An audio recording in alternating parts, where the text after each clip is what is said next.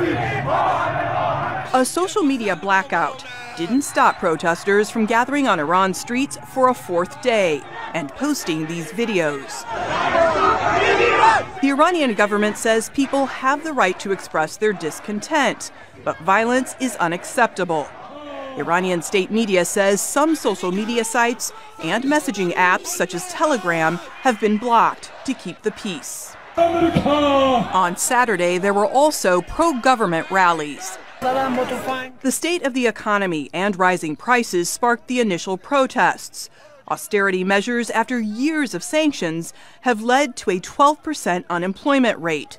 But anger has also shifted to foreign policy.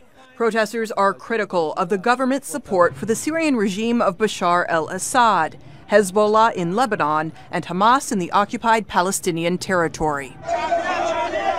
The Iranian government says foreign entities are fomenting violent and deadly clashes. Through investigations, we came to know there is a clear role played by the foreign intelligence agencies and the government opposition in these killings. The police never opened fire on the protesters. Down with Khamenei! Down with Rouhani! In Washington, D.C., outside the White House, people called for the removal of President Hassan Rouhani.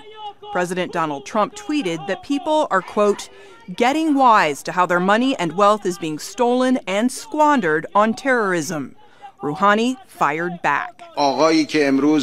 This man who today in America wants to sympathize with our people has forgotten that a few months ago he called the nation of Iran terrorist. These are the largest protests in almost a decade.